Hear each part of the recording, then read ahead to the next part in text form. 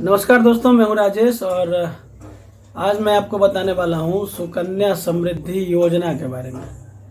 भारत सरकार के द्वारा जो बेटियों के लिए ये सुकन्या समृद्धि योजना लॉन्च किया गया है, वो कहीं ना कहीं आपके बच्चों के सुनहरे भविष्य के लिए ही है और ये योजना काफ़ी लाभकारी है। आप अगर इस योजना में इन्वेस्ट करते हैं तो आपको अच्छा रिटर्न मिलने वाला है। वैसे मैं बता दूं आपको कि जब भारत सरकार ने इस योजना को लॉन्च किया था तो उस समय इसमें ब्याज की जो दर है, इंटरेस्ट रेट ऑफ इंटरेस्ट, वो लगभग 9% के आसपास था, जो कि समय समय से घटते बढ़ते रहता है। तो वो अभी घटकर 7.6% है। लेकिन इसमें बेनिफिट ये है कि इसमें जो रेट ऑफ इंटरेस्ट है, ब्याज दर है, वो आपको चक्रवृद्धि ब्याज मिलता है, कंपाउंड इंटरेस्ट।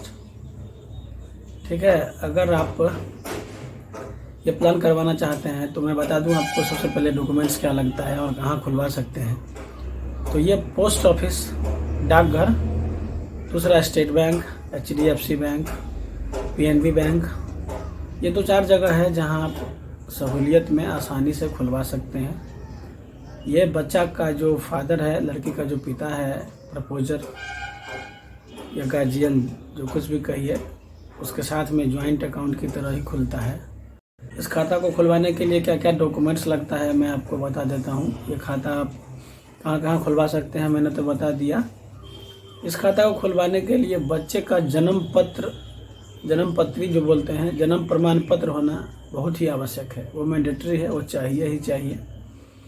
दूसरी बात, उसके पिताजी का आधार कार्ड, पैन कार्ड और सेविंग अकाउंट कहीं हो तो उसी से लिंक हो जाता है। ऑटो डेबिट, जैसे आप मासिक पैसा जो है उसमें से कटवाना चाहते हैं उसके लिए होता है।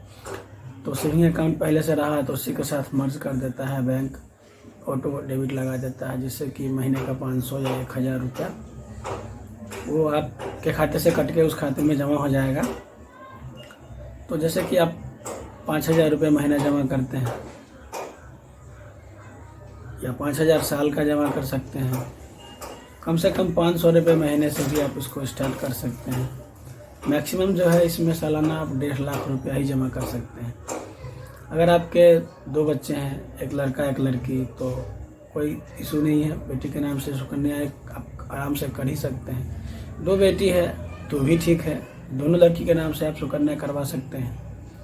तीसरी बेटी है तो यहाँ दिक्कत है, आप उसके नाम से सुकन्या नहीं करवा सकते, 2 ही बेटी का हो सकता है।